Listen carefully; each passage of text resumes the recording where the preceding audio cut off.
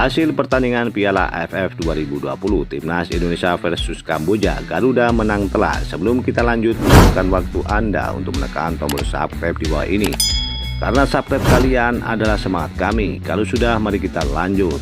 Timnas Indonesia sukses meraih kemenangan telak 4-2 atas Kamboja di laga perdana grup B Piala AFF di Stadion Pisan, Singapura. Hasil ini membuat Timnas Indonesia saat bertengger di posisi kedua klasemen sementara grup B dengan koleksi 3 poin, sementara Kamboja harus puas di posisi keempat tanpa 1 poin. Timnas Indonesia mampu meraih kemenangan atas Kamboja di babak perdana babak penyisihan grup B Piala AFF. Sekuat Garuda membidik lebih dahulu melalui gol cepat Rahmat Irianto pada menit keempat, memanfaatkan umpan tendangan sudut Evan Dimas. Sundulan pemain Persebaya itu tak mampu dihadang kiper Kamboja. Unggul 1-0 tidak membuat Timnas Indonesia berbuah diri. Serangan terus dilancarkan anak asuh Shin Tae-yong di pertahanan Kamboja. Witan Sulaiman nyaris membuat gol kedua untuk Timnas Indonesia di menit ke-17, namun sepakan kerasnya di depan gawang Kamboja masih membentur pemain lawan. 1 menit berselang, gol kedua untuk Timnas Indonesia akhirnya benar-benar diciptakan oleh Evan Dimas yang menjadi aktornya. Tendangan keras Evan Dimas menghujam gawang Kamboja dengan skor 2-0 untuk keunggulan Timnas Indonesia. Kamboja mencoba merespon serangan-serangan Timnas Indonesia. Mereka coba mengancam gawang Riyandi, namun serangan kerap dipatahkan barisan pertahanan Timnas Indonesia. Sekuat Garuda memperbesar keunggulan menjadi 3-0 setelah Irianto kembali mencatat namanya di papan skor untuk kedua kalinya. Lagi-lagi memanfaatkan bola silang dari tendangan sudut. Bola hasil sundulan tak mampu dihentikan kiper Kamboja.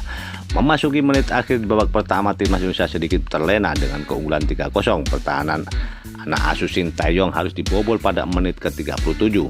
Kamboja memperkecil skor 3-1 setelah Yusefi mencetak gol menit ke-37 dengan skor tersebut pertahanan hingga babak pertama usai.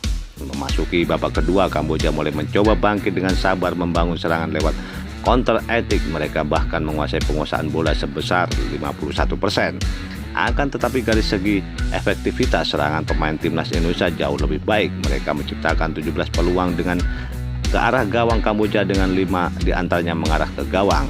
Perbandingan jauh lebih dengan Kamboja yang mampu melepaskan 5 tembakan diantaranya tepat di sasaran. Serangan Timnas Indonesia di babak kedua kembali membuahkan hasil. Ramai Rumaiki memperlebar skor menjadi 4-1 setelah bola tendangan tak mampu dihentikan kiper Kamboja menit ke-54. 6 menit berselang, Kamboja mengandalkan serangan balik sukses memperkecil skor menjadi 4-2. Pemain yang baru masuk, Rengmoni Udo, mencetak gol lewat tendangan bebasnya menit ke-60. Pada menit ke-70, Kamboja mengancam gawang Sahrul beruntung. Umpan silangnya pemain Kamboja gagal memanfaatkan rekan setimnya. Skor tak berubah, masih 4-2. Tak ingin kecolongan lagi, para pemain Timnas Indonesia bermain sedikit lebih bertahan dengan mengandalkan serangan balik dan lebih fokus bertahan. Menit ke-85, Timnas Indonesia nyaris menambah keunggulan. Adanya sundulan Kahiyudul tak lemah dan melenceng, namun hingga wasit menunjuk peluit panjang, tanda berakhirnya pertandingan dengan skor 4-2 untuk keunggulan Timnas Indonesia atas Kamboja tak berubah.